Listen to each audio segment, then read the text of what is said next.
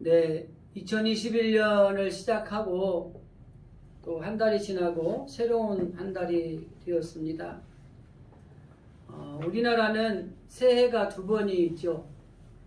한 해를 시작하는 1월 1일 새해가 있고 음력으로 1월 1일인 설날이 다른 또 하나의 시작을 알리는 그런 새해가 있습니다.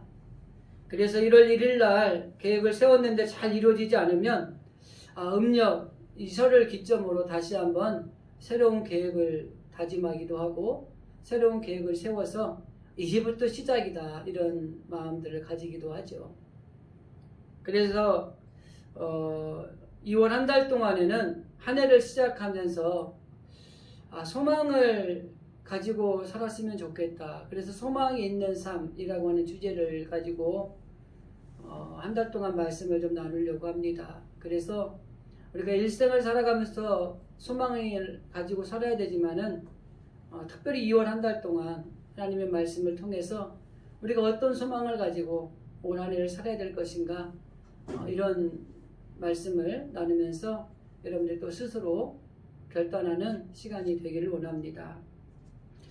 이번 주간에는 우리 민속 고유의 명절인 설날이 있습니다. 참 코로나 때문에 너무 답답하고 힘들고 어려우시죠?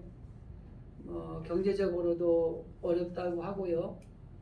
그리고 일상의 이 코로나 방역 지침에 따라 살던 우리 국민들도 이제 지쳐가고 있는 것 같고 그러다 보니까 조금 느슨해지고 나태해지기 때문에 또 다시 집단 어떤 이런 코로나 확산이 이루어지고 있고 또 지침을 통해서 제재가 이루어지고 참 어렵습니다. 그런데 올해 설 명절은 특히나 5인 이상 모이지 못하고 그러다 보니까 가족들이 만나기도 어려운 이런 시대가 되어 버렸습니다. 그래서 올해는 언택트 또는 비대면으로 가족들을 만나고 또 안부를 나누고 그래야 되는 그런 설 명절이 되었습니다. 여러분이 설 명절에 안전에 유의하시면서 그래도 또 설날 명절을 잘 지키는 우리 성도들이 되시기를 바랍니다. 그래서 올해 이제 설 명절을 통해서 조금 힘들고 어렵지만 그래도 우리가 지침에 따라서 지혜롭게 또 명절을 보내실 수 있기를 또 바랍니다. 많은 사람들은 한 해가 되면 그 형통의 복을 받기를 원하죠. 그래서 소망이 있는 삶이라고 하는 주제를 가지고 한 달 동안 말씀을 나눌 때 오늘은 첫 번째 시간으로 형통하게 하옵소서. 정말 우리 성도들의 삶이나 가정이나 직장이나 이 대한민국이나 우리 더불어 사는 모든 이웃들이 형통한 복을 누리며 살아갔으면 좋겠다 이런 소망을 가지고 우리가 한번 말씀을 나눴으면 좋겠다는 생각을 했습니다. 형통이라는 말은 모든 일이 뜻대로 잘 된다는 말입니다. 그런데 이 신앙에서 이야기하는 이 형통은 하나님의 백성이 하나님의 명령과 언약을 지킴으로 순종하면서 받는 약속이 형통입니다. 그러니까 세상적인 형통은 내가 원하는 대로 다 잘 되는 게 형통이에요.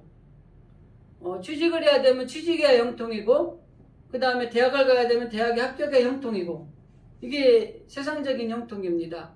그런데 신앙적인 교회적인 용어로는 하나님의 명령을 하나님의 뜻에 순종함으로 하나님이 주시는 약속이 이게 형통입니다. 그렇기 때문에 이 형통이라는 히브리어인 짜레아흐라는 말의 뜻은 동사가 아니라 명사가 아니라 동사로 표현되어 있어요. 그래서 어떻게 되어야 되는 거예요? 전진해야 된다. 예를 들면 유익하다, 번영하다, 성공하다, 이롭다 이게 바로 짜레르라는 이 형통의 원래적인 뜻이라고 하는 것입니다. 여러분 우리 올 한 해를 살아가면서 후퇴하는 게 아니라 전진하는 것이 형통이라고 하는 것입니다. 우리가 살아가는 데 있어서 코로나로 인해서 많이 힘들고 어려운 가운데 있지만은 이거를 더 전진해서 헤쳐나가면서 앞으로 나아가는 것, 이게 바로 형통한 삶이라고 하는 것입니다. 아까 짜레라고 하는 이 히브리어 원어가 가지고 있는 의미를 가지고 설명을 하면 무익한 것이 형통이 아니라 유익한 것이 형통입니다. 쇠퇴하는 것이 형통이 아니라 번영하는 것이 형통이라고 하는 것입니다. 더 나아가서 실패가 형통이 아니라 성공하는 것이 형통이고, 그리고 피해를 주는 것이 아니라 이로움을 주는 것이 형통이라고 하는 것입니다. 오늘 우리가 읽은 본문의 말씀은 히스기야가 하나님의 말씀대로 살아갔기 때문에 그가 형통한 자가 되었다라는 것이 우리가 읽은 본문의 말씀입니다. 그러나 히스기야의 전기가 있는 오늘 본문에 있는 31장 앞에 30장과 31장 뒤에 있는 32장의 말씀을 보면은 히스기야가 왜 형통의 복을 받았는가, 이거 내용을 우리가 좀 알 수 있습니다. 이제 뒤에 가서 좀 살펴보도록 할 것입니다. 마찬가지로 저와 여러분도 뭐 마음을 먹는다고 또 다짐을 한다고 다 이루어지는 것은 아니지만은 하나님 올 한 해 우리가 형통의 복을, 형통한 삶을 살아가기를 원합니다. 이런 소망을 가지고 하나님 앞에 어떻게 살아가는 것이 형통한 복을 받는 것인가를 우리가 한번 말씀을 통해 생각을 해 보려고 하는 것입니다. 그럼 정말 우리가 형통의 복을 누릴 수 있는 길은 무엇일까? 크게 두 가지로만 제가 말씀을 드리고 그 안에 세부적으로 한두 가지만 더 말씀을 드리려고 합니다. 먼저 첫째, 우리가 하나님 앞에 형통의 복을 누릴 수 있는 것은 하나님과 함께함으로 형통의 복을 누릴 수 있다는 것입니다. 그리고 두 번째, 히스기야를 통해서 그가 형통의 복을 받았던 이유 또 한 가지는 하나님의 말씀대로 행함으로 그가 형통한 자가 되었다고 하는 것입니다. 그래서 큰 카테고리 둘은 하나님이 함께할 때 형통의 복을 누릴 수 있는 것이 첫 번째고, 하나님의 말씀을 따라 살아갈 때에 형통의 복을 누릴 수 있다는 것이 두 번째 카테고리입니다. 그럼 먼저 하나님과 함께함으로 형통의 복을 누릴 수 있다는 관점에서 먼저 생각을 해보려고 합니다. 주님을 떠나서는 우리가 아무것도 할 수 없습니다. 찬양에도 보면은 주 없이 살 수 없네 죄인의 구주여 라고 찬양을 하지 않습니까? 마찬가지로 우리가 주님을 떠나서 아무것도 할 수 없는 것입니다. 특히 형통의 복을 받기를 원하는 사람들은 하나님을 떠나서는 이 형통의 복을 누릴 수가 없다고 하는 것입니다. 우리가 하나님 없이도 살 수 있다고 생각하는 게 교만이에요. 요즘에는 교만을 대놓고 교만하지 않습니다. 내가 하나님 없이도 살 수 있다고 생각하는 이런 마음들을 가지는 순간 우리는 교만한 겁니다. 그래서 주님의 없이 살 수 없다라고 하는 이러한 사람들의 특징이 딱 두 가지가 있어요. 주님 없이 나는 살 수 없습니다 라고 하는 사람의 특징 첫 번째는 단순 명료합니다. 이 말을 그냥 쉽게 여러분들 성경적으로 말하면 두 마음을 품지 않는 거예요. 세상적인 말로 표현하면 양다리 걸치지 않는 겁니다. 단순 명료해요. 주님 없이는 할 수 없고 주님 없이는 아무것도 할 수 없기 때문에 주님만을 따라가는 것이 이게 바로 형통의 비결이라고 하는 것입니다. 또 한 가지, 주님 없이는 나는 살 수 없습니다. 아무것도 할 수 없습니다 라고 고백하는 사람의 특징 두 번째는 주님과 친밀하다는 것입니다. 자녀들도 마찬가지입니다. 우리 엄마 없이 못 살아. 그런 아이들이 엄마와 더 친밀한 거예요. 그런데 조금 컸다고 이제 내가 엄마 없이도 할 수 있어. 그러면 엄마하고 사이가 벌어지는 거예요. 마찬가지입니다. 주님이 없이는 나는 아무것도 할 수 없습니다. 나는 주님 없이는 살아갈 수가 없습니다 라고 고백하는 사람은 주님과 친밀할 수밖에 없는 거예요. 그렇기 때문에 여러분, 하나님과 함께하는 것이 형통의 비결이라고 하는 것입니다. 오늘 우리가 읽은 21절 말씀을 한마디로 요약하면 히스기야가 형통한 복을 받은 비결입니다. 성경은 이렇게 기록되어 있습니다. 하나님을 찾아 그가 형통할 사람이 되었다는 것입니다. 여기 하나님을 찾아라는 이 찾다라는 말은 히브리어로 다라시라는 말입니다.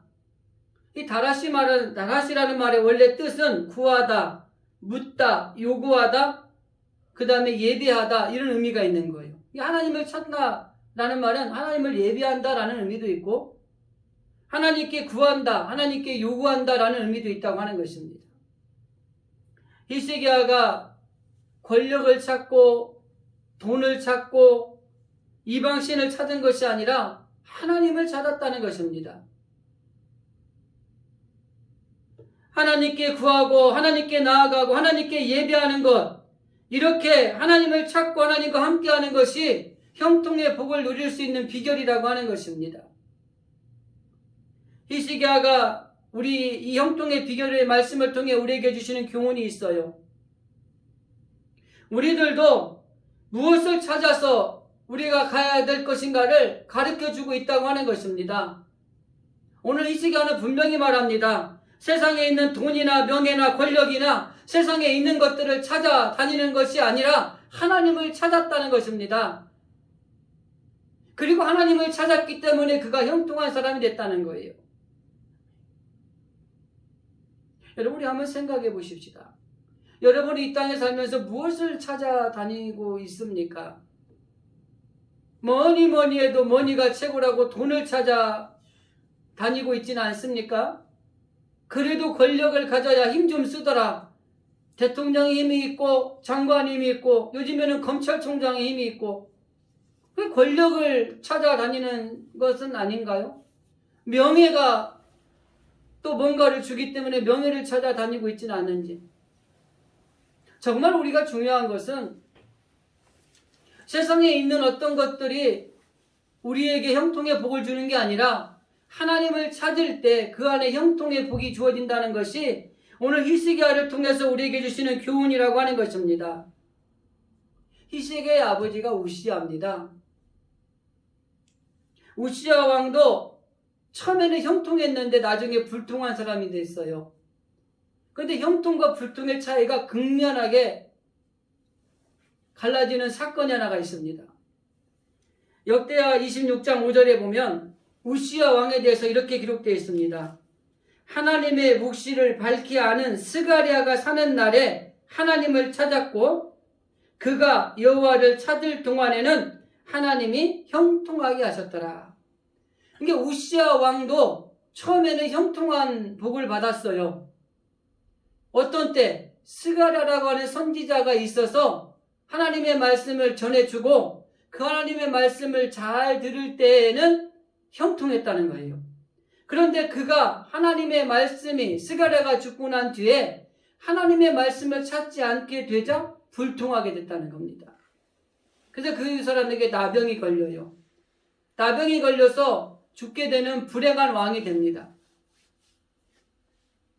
그래서 우리는 하나님이 우리를 떠나버리면 우리의 영혼은 죽은 송장과 같다는 것을 알아야 되는 것이에요. 그래서 우리는 하나님 안에 거해야 된다고 하는 것입니다. 신약에서도 비유를 통해 말씀하실 때 가지가 나무에 붙어 있지 않으면 죽게 된다는 말씀을 합니다. 그러면서 예수님이 그 말씀을 비유로 말씀하시면서 예수님 안에 거해야 너희가 많은 열매를 맺을 수 있다, 이렇게 말씀을 하세요. 정말 우리가 형통의 복을 누리기 위해서는 하나님을 찾고 하나님 안에 거해야 된다고 하는 것입니다. 성경에서 형통의 복을 받은 사람의 대표적인 인물이 요셉입니다. 그 요셉이 형통해 할 수 있었던 비결을 말씀하는 성경 구절이 창세기 39장 2절에 기록되어 있는데 제가 한번 읽어드리겠습니다. 여호와께서 요셉과 함께 하심으로 그가 형통한 자가 되어 그의 주인의 애굽 사람의 집에 있었다. 하나님이 함께 하니까 요셉이 형통한 사람이 됐다는 거예요. 요셉이 형들에 의해서 팔려가고 노예로 있을 때도 그가 형통한 자가 되었어요. 왜? 요셉은 하나님이 함께했기 때문이라고 하는 것입니다. 감옥에 갇혀 있을 때에도 요셉은 형통합니다. 왜 그렇습니까? 하나님이 함께 하시기 때문에 그렇다고 하는 것입니다. 모든 것이 하나님이 함께 하시면 형통한 삶이 된다고 하는 것입니다. 요셉이 갇혀있던 간수장도 하나님이 함께함으로 그가 형통한 자가 되었다고 하는 것을 고백하기도 하는 것을 성경은 우리에게 가르쳐 주고 있는 것입니다. 그냥 한마디로 요약하면 요셉이 형통한 자가 될 수 있었던 것 딱 한 가지는 하나님이 그와 함께 하셨기 때문이라고 하는 것입니다. 그 사실에 대해서 주변 사람들도 다 알았고요. 이 요셉의 형통의 원천적인 힘은 뭐냐? 자신의 지혜나 자신의 권력이나 자신이 가진 것이 아니라 하나님이 요셉과 함께하기 때문에 그가 형통한 자가 되었다고 하는 것이 이 요셉을 통한 말씀의 핵심이라고 하는 것입니다. 그러므로 저와 여러분도 올 한 해 동안에 형통한 삶을 살아가시기를 소망하신다면 다른 거 없습니다. 하나님이 나와 함께 하시기를 분명히 의식하고 그 하나님이 나와 함께 하시기 위해서 그분을 붙들고 그분을 찾는 것이 우리가 형통한 삶을 살아가는 비결이라고 하는 것을 설명을 하고 있는 것입니다. 코로나로 인해서 어려움 가운데 있더라도 하나님이 함께 하시면 형통한 자가 되는 것입니다. 경제적으로 너무 힘들고 어려움 가운데 있다고 할지라도 하나님이 함께 하시면 형통한 자가 되는 것입니다. 여러분 가정이나 여러분 삶의 자리에서 일어나는 많은 일들, 어려운 문제들, 힘든 것들이 있다고 할지라도 그 자리에 하나님이 함께 하시면 형통의 자리로 바뀐다고 하는 것입니다. 그렇기 때문에 우리는 어떠한 어려움과 힘든 가운데서도 하나님을 찾고 하나님과 함께하는 삶을 살아가는 것이 여러분 이 땅에 있는 어려운 모든 것들을 이겨낼 수 있는 비결이라고 하는 것입니다. 임마누엘이라고 하는 이 형통은 자신에게만 주어진 게 아니에요. 요셉은 그가 하나님이 함께함으로 형통한 사람이었거든요. 근데 자기만 형통한 게 아니라 자기 때문에 주변 사람들이 형통해지는 거예요. 잘 되는 복을 받는 거예요. 그래서 우리들도 마찬가지입니다. 우리가 하나님 앞에 하나님을 찾고 하나님을 붙들고 하나님을 의지함으로 우리가 형통한 자가 되었으면 나로 인해서 주변에 많은 사람들이 형통한 자가 되어지게 여러분 우리가 그런 역할을 해야 된다고 하는 것입니다. 하나님이 우리와 함께하여 우리에게 은혜를 베풀어 주시면 우리는 목적한 바를 이룰 수가 있다고 하는 것입니다. 여러분 스룹바벨이 성전을 제2의 성전을 지었잖아요. 하나님이 함께 하시기 때문에 가능한 겁니다. 느헤미야가 52일 만에 그 폐허가 된 성벽을 완공을 했잖아요.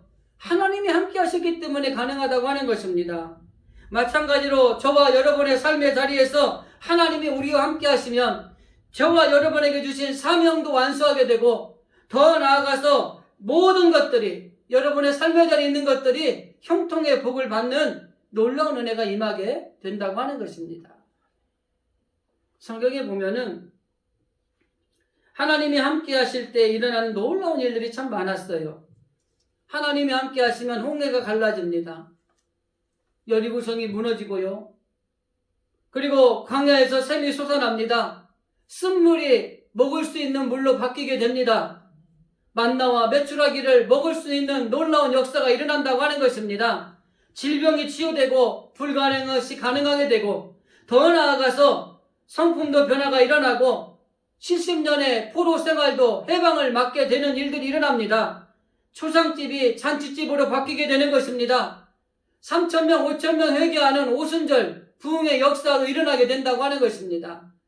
마찬가지로 오늘 우리의 삶이 조금 힘들고 어렵다고 할지라도 우리의 하나님이 우리와 함께 하시기만 하면 모든 것이 형통하게 될 줄로 믿습니다.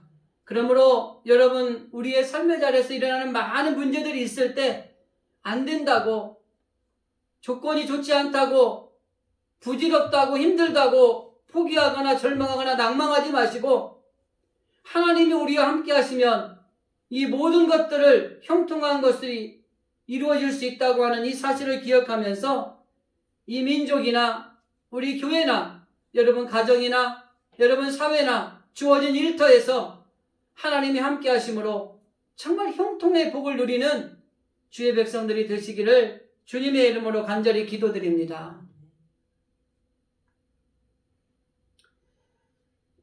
인간의 형통의 조건 중에서 가장 큰 조건은 하나님입니다.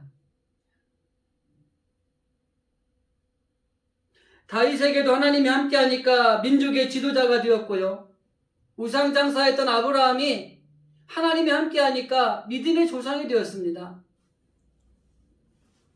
살인의 방조를 했던 바울이 하나님이 함께하니까 위대한 전도자가 되었고요. 에스더도 하나님이 함께하심으로 민족을 살리는 위대한 왕비가 되었습니다. 다니엘도 하나님이 함께하니까 정권이 바뀌어도 세상을 움직이는 위대한 인물 하나님이 쓰셨다고 하는 것입니다. 여러분, 우리가 하나님이 함께 하시는 것이 우리 형통의 가장 중요한 조건이라는 것을 분명히 기억하시기 바랍니다. 다윗이 형통한 것은 다윗의 지혜보다 하나님이 함께 하셨기 때문이고, 다니엘이 정말 위대하게 된 것은 그가 담력이 있어서가 아니라 하나님이 다니엘과 함께 했기 때문이라고 하는 것입니다. 우리는 홀로 있는 게 아니라 하나님과 함께 떠난다는 것을 여러분 기억하시고, 언제나 하나님이 우리와 함께 하신다는 사실을 여러분 기억하셔야 되는 것입니다. 그래서 우리는 우리가 가지고 있는 어떤 세상적인 것들로 인해서 형통한 것이 아니라 하나님이 함께 하시면 모든 것이 가능하게 되는 형통의 복을 누릴 수 있다는 것들을 우리가 알아야 되는 것입니다. 그래서 지금 힘들고 어려운 시대를 살고 있는 건 분명합니다. 그러나 여러분, 그 힘들고 어려운 환경 속에서도 여전히 우리와 함께 하신다고 약속하신 하나님, 그 하나님이 나와 함께 하시고 그 하나님을 찾고 그 하나님을 바라보고 의지하고 신뢰하는 한 지금의 모든 것들은 하나님의 때가 되면 형통으로 바뀌게 된다는 사실을 분명히 기억하시기를 바랍니다. 하나님이 함께 하시면 불리한 조건에서도 우리가 극복하고 형통의 삶을 살아갈 수 있다고 하는 것입니다. 바울이 나이가 많아 늙어지니까 사람들이 다 떠났어요. 그 떠난 거에 대해서 디모데후서 4장에서 이렇게 말합니다. 데마는 이 세상을 사랑해서 나를 버리고 데살로니가로 갔고, 그레스게는 갈라디아로, 디도는 달마디아로 갔다. 그러니까 이 바울이 늙어서 힘이 없어지니까 바울을 따르는 사람들이 다 떠나간 거예요. 근데 바울이 이 디모데에게 고백을 하면서 이렇게 말합니다. 그런데 하나님은 나를 떠나지 않았다.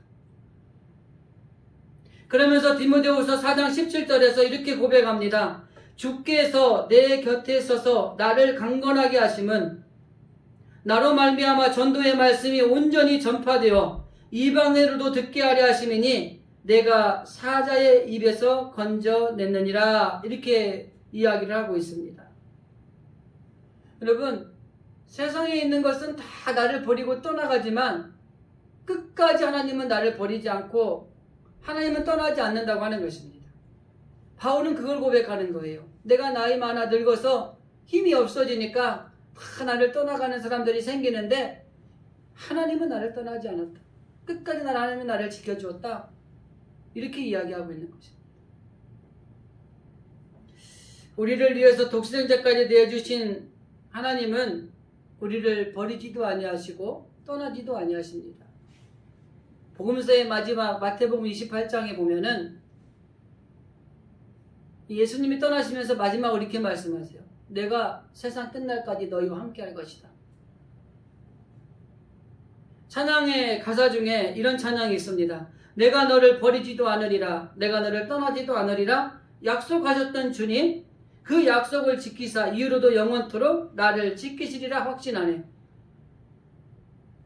하나님은 절대 우리를 버리지도 아니하시고 떠나지도 아니하시는 언제나 함께 하신 하나님, 그 하나님을 찾고 그 하나님을 바라보기만 하면 지금의 불통이 형통이 되고 어려운 일들이 해결되어 형통의 복을 누리는 하나님의 자녀들이 될 수 있다고 하는 것입니다.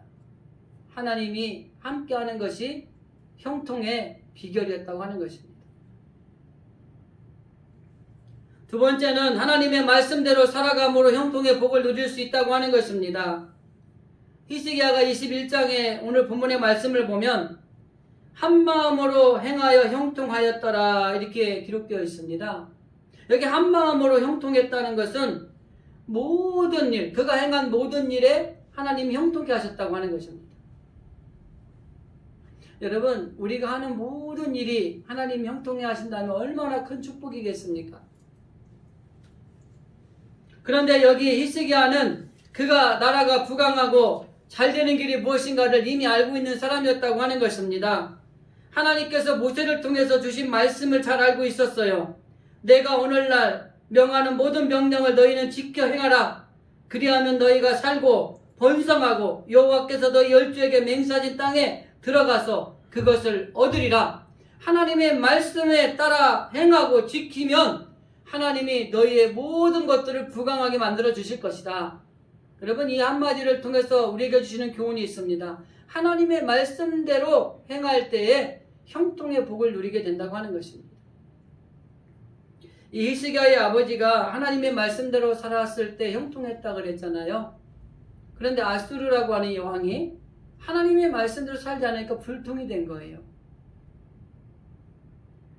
이 히스기야가 살면서 형통의 복을 누렸던 비결은 바로 이 하나님의 말씀에 따라 살았기 때문에 가능한 것입니다. 그러면 구체적으로 어떤 부분에서 하나님의 말씀을 따라 살았는가? 오늘 본문을 통해 그리고 앞에 말씀과 뒤에 있는 히스기야의 전기를 통해서 몇 가지만 말씀을 드리겠습니다. 첫째는 신앙 윤리 생활을 하나님의 말씀대로 행해서 형통하였다고 하는 것입니다. 20절 말씀에 보면 하나님의 말씀을 붙들고 여호와 보시기에 선과 정의와 진실함을 행하였다 이렇게 되어 있어요. 여기 선, 정의, 진실함이라는 이 단어가 있는데 이 말은 윤리적으로 사회적으로 선이나 정의나 진실을 이야기하는 게 아닙니다. 하나님의 언약에 충성했다는 말씀이에요. 쉽게 말하면 하나님께 구하고 하나님께 일심으로 행하였다는 것입니다. 그래서 기준이 세상의 기준이 아니라 하나님이 기준이 되어야 되는 거예요. 그러니까 우리가 종종 오해하는 신앙생활하면서 오해하는 것이 세상에서 선하게 살고 세상에서 정직하게 살고 세상에서 정의롭게 사는 것이 이게 하나님 앞에 신앙생활 잘하는 것이다 이렇게 생각하는 거예요. 아니에요. 정말 우리가 중요한 것은 기준이 사람이 아니라 하나님이 되어야 한다고 하는 것입니다. 우리가 하나님 앞에서 선하고 하나님 앞에서 정의롭고 하나님 앞에서 진실해야 되는 것입니다. 그런데 우리들은 세상의 기준에 맞추어서 세상에서도 선하게 살고 정의롭게 살고 진실하게 살면 그게 신앙생활 잘하는 것인 것처럼 착각할 때가 있다고 하는 것입니다. 여러분, 하나님의 기준에 하나님의 말씀에 내가 선하게 사는지 하나님의 기준에 내가 정직하게 살고 공의롭게 살고 있는지 진실하게 살고 있는지 이게 중요하다고 하는 것입니다. 그래서 이 신앙생활 윤리를 신학교에서 공부할 때도 학생들이 오해하는 것이 하나가 뭐냐면 세상적인 생활 윤리가 올바르게 사는 것이 마치 하나님 앞에 신앙생활을 잘하는 것으로 생각하네요. 아니에요. 그 유교에서 말하는 겁니다. 유교에서 세상적으로 선하게 살고 진실해야 되고 정직해야 되고 이게 바로 유교가 주장하는 종교의 핵심 중에 하나예요. 그러나 그것은 사람의 기준으로 따지는 것들이라고 하는 것입니다. 그러나 우리가 여기에서 선하고 정직하고 진실하라고 하는 이 히브리의 원어의 뜻은 하나님의 기준에서 하나님 안에서 우리가 선하고 정직하고 그리고 진실하게 살아야 된다는 것을 분명하게 기준을 바로잡는 것이 중요하다고 하는 것입니다. 그런데 이 히스기야는 이 신앙생활 윤리도 하나님의 말씀의 기준에서 잘 지켰더니 하나님이 그가 형통한 자가 되었다는 것입니다. 두 번째는 예배 생활을 말씀대로 행함으로 형통했다고 하는 것입니다. 저는 신앙생활의 가장 형통의 출발은 예배라고 생각합니다. 하나님이 택하신 백성이 우리를 선택하신 하나님 앞에 나와서 그분을 찬양하고 경배하며 그분 앞에 예배를 드리는 것. 이것이 바로 우리가 형통의 비결의 중요한 요소라고 생각을 합니다. 오늘 우리가 읽은 본문의 말씀에는 없지만은 히스기야와 그의 아버지 우시야 왕을 조금 비교를 해드리겠습니다. 그 아버지 우시야 왕에 대한 기록은 28장에 기록이 되어 있어요. 그 구체적인 내용을 좀 제가 설명을 해드리면 2절에 보면 우상을 만들기 시작을 합니다. 그리고 3절에 보면 자식들을 불에 태워 죽이는 인간 이하의 행동을 해요. 그리고 그렇게 예배를 잘 못 드리니까 하나님이 징계를 해서 아수르라고 하는 나라가 쳐들어와서 고통을 당합니다. 그런데 그 고통을 주니까 그 고통 속에 하나님을 찾아야 되는데 그 극한 공고할 때 더 범죄를 합니다. 그리고 23절을 보면은 이방신들을 섬기게 되고 하나님을 떠납니다. 그리고 24절에 보면은 성전에 있는 성물을 다 부숴버리고 성전문을 닫아버립니다. 이게 히스기야의 아버지인 우시야 왕이 행했던 일련의 사건들이에요. 근데 히스기야는 이걸 보고 자란 거예요. 근데 히스기야가 왕이 되고 난 다음에 제일 먼저 뭘 하냐면 29장에 있는 이야기를 조금 요약을 해드리겠습니다. 29장 3절에 보면은 하나님의 전 문을 열고 수리를 합니다. 그의 아버지가 성물을 다 부숴버리고 성전문을 닫았는데 그 부쉈던 것들을 다시 수리를 하고 성전문을 열은 일을 한 거예요. 첫 번째. 그리고 5절에 보면은 여호와의 전을 성결하게 하고 더러운 것들을 성전에서 다 내버립니다. 그리고 15절에 하나님의 전을 성결하게 하고 예배를 회복하는 일들을 시작합니다. 그리고 28절 이하 30절에 보면은 노래하고 번제를 드리고 경배 드렸다라는 말씀이 기록되어 있고, 그리고 30장에 와서는 유월절을 지냅니다. 자, 이 말씀을 한마디로 요약을 하면 그의 아버지 우시야는 우상을 섬기고 하나님을 떠남으로 불행한 죽음을 맞이한 악한 왕이 되었다고 하는 것입니다. 그런데 히스기야 그의 아들이 왕이 되자마자 그는 아버지가 행했던 모든 악한 것들을 하나님이 원하시는 것으로 바꿔놨다는 거예요. 그 중에 하나가 뭐예요? 성전을 수리하고 성전의 예배를 회복합니다. 제사장들을 세우고요, 직분자들을 세우고 하나님 앞에 찬양하게 되고 번제와 그리고 속죄제를 드리고 그리고 유월절 절기를 드리고, 즉 예배의 회복을 시켰다고 하는 것이 바로 히스기야가 한 중요한 요소라고 하는 것입니다. 그래서 히스기야는 왕이 되면서 그의 아버지가 걸었던 잘못된 것들을 다 타파하고 예배 회복을 통해 하나님의 말씀대로 지킴으로 그가 형통한 자가 되었다고 하는 것입니다. 우리가 그런 말 많이 들었죠, 어릴 때. 이 예배만 잘 드리면 복 받는다고. 여러분, 예배 자리에 절대 빠지지 마시고 그냥 참석하셔서 하나님 만나는 시간에 집중하시면 그 예배 드리는 것만으로 우리가 형통의 복을 누릴 수 있다고 하는 것입니다. 세 번째는 경제생활을 말씀대로 행하여 형통하였다고 하는 겁니다. 역대하 31장 3절에 보면은 또 왕의 재산 중에서 얼마를 정하여 여호와의 율법을 기록된 대로 범죄 곧 아침과 저녁과 번제와 안식일의 초하루와 절기와 번제를 쓰게 했다, 이렇게 말합니다. 이 말은 왕이 자신이 하나님 앞에 예물을 드려서 하나님 앞에 제사를 드리는데 사용하겠다는 겁니다. 31장을 잘 읽어보시면, 그러니까 6절에서 이스라엘 백성들과 유다 자손들이 11조를 드립니다. 그래 드렸는데 너무 많이 드려가지고 쌓을 곳이 없을 정도로 풍성했다고 이야기를 해요. 그래서 왕이 먼저 하나님 앞에 예물을 드려서 하나님 앞에 제사를 드리는데 쓰게 했더니 이스라엘 백성들이 하나님 앞에 11조를 드리기 시작을 하고 유다 자손들이 하나님 앞에 11조를 드리기 시작을 하고 드린 것들이 풍성해서 쌓을 곳이 없을 정도로 많아지게 되는 은혜를 받게 되고 하나님이 그들에게 복을 주셨다라는 말씀이 31장에 기록된 내용입니다.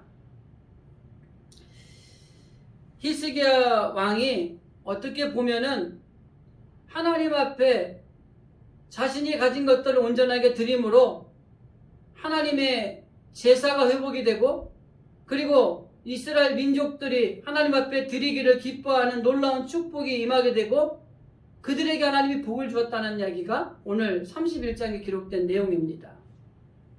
한마디로 말하면 왕이 참여하니까 백성들이 참여하고, 백성들이 참여하니까 유다 자손들이 참여하고, 모두가 기쁨으로 하나님 앞에 제물을 드렸다라는 것이 31장의 내용입니다. 그래서 구약의 11조장을 이야기할 때 이 31장을 이야기를 하기도 합니다. 우리 헌금 이야기가 나왔으니까 연초니까 제가 잘 이야기 안 하지만 한번 이야기하고 넘어가는 게 좋을 것 같습니다. 헌금 이야기하면 시험에 드는 분들이 참 많아요. 특히 작은 교회가 조심스럽습니다. 그러나 여러분은 시험에 들지 마시고 특별히 은혜를 받는 시간이 됐으면 좋겠습니다. 김동호 목사님이 예전에 어떤 분이 그 11조에 대해서 물어보는 교인이 상담을 왔는데 이런 이야기 때 김동호 목사님이 결론적으로 이런 이야기를 했다고 합니다. 나는 내가 좋아서 합니다.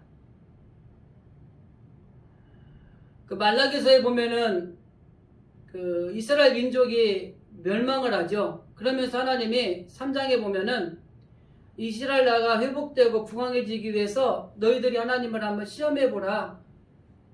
그러면서 이 11조에 대한 이야기를 합니다. 그러면서 하나님이 11절과 12절에 보면은 하나님 앞에 그렇게 예물을 드렸을 때 너희들이 황충이 너희들이 먹는 것을 면하게 해줄 것이고 토지와 수산이 잘 될 것이고 이런 말씀들이 기록이 되어 있어요. 거기 있는 말씀 한마디로 무슨 말씀이냐면 하나님 앞에 예물을 드리면 하나님이 엄청난 복을 주신다는 얘기예요. 그래서 많은 사람들이 이 11조를 비롯한 헌금 생활을 할 때 이야기를 할 때 왜 우리가 11조를 해야 되고 왜 헌금을 해야 합니까? 그런 얘기를 하면 이 말라기 이야기를 많이 해요. 이번은 그것도 틀리다고 얘기는 안 합니다. 그러나 저는 그런 생각을 해요. 내가 복을 받기 위해서 11조 드린다? 안 하면은 벌 받을 것 같으니까 드린다? 사람들 눈치를 봐서 드린다? 아니에요. 내가 좋아서 하는 거예요. 우리 자녀들을 키울 때 자녀들에게 투자를 하고 자녀들을 맛있는 걸 사 먹이고 자녀들에게 좋은 옷을 입히면 얼마나 좋습니까? 그런 것처럼 내가 하나님 앞에 예물을 드림으로 하나님의 나라가 확장이 되고 그리고 주변의 세상 이웃들이 함께 더불어 잘 사는 세상을 만들어가게 되는 그런 일들이 일어나기 때문에 좋아서 하는 거예요. 그러면 내가 하나님 앞에 예물을 드리지 못하는 분들은 부담을 가지지 마시고 이렇게 기도하시면 돼요. 하나님, 내가 하나님 앞에 정말 온전하게 기쁨으로 드리는 그런 믿음이 있기를 원합니다. 이렇게 기도하시면 돼요. 이 코로나가 되면서 그 큰 교회 목사님들을 만나봐도 그렇고 작은 교회 목사님들을 만나봐도 그렇고 예배를 많이 못 드리다 보니까 재정이 너무 힘들다는 거예요. 큰 교회는 큰 교회대로 힘들고 작은 교회는 작은 교회대로 힘들고 그 예배와 이 신앙과 이 경제 생활이 이게 좀 연동이 되는 것 같아요. 그래서 실제적으로 이 학자들이 조사를 했답니다. 그 경제 생활과 신앙 생활이 얼마나 이렇게 연관성이 있는가. 그런데 이 예배 출석률이 2배가 늘어났는데 소득이 9.1%가 증가를 했다고 합니다. 그리고 복지적인 수혜가 16.1% 이상이 감소가 됐고요.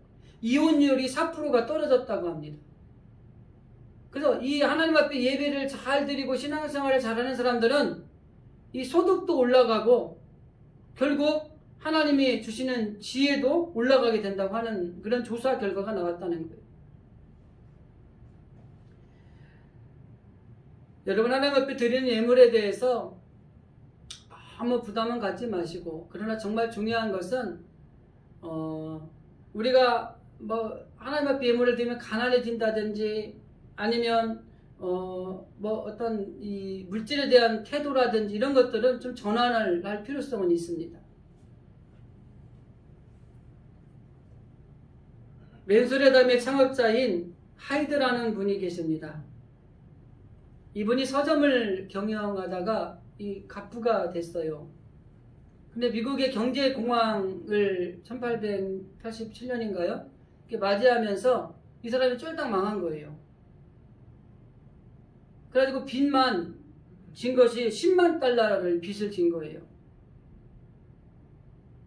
근데 이분이 자기 살던 집을 팔아가지고 YMCA에 기부하기로 한 금액이 약속된 게 있었는데 그 약속된 금액을 내고 11조를 하나님 앞에 드렸어요.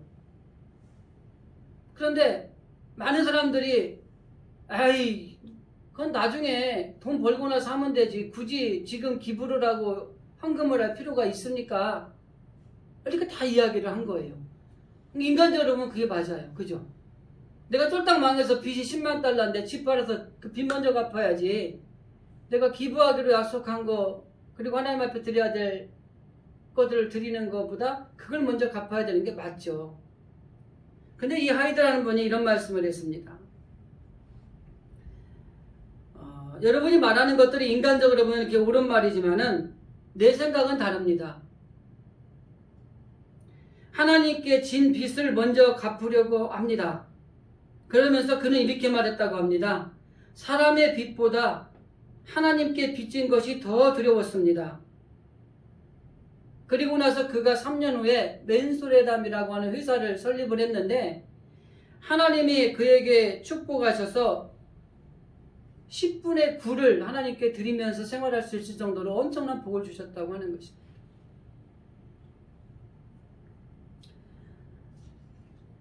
우리의 경제관념도 하나님의 말씀에 따라서 우리가 행할 때 형통의 복을 누리게 되는 것입니다. 한 가지만 더 말씀드립니다.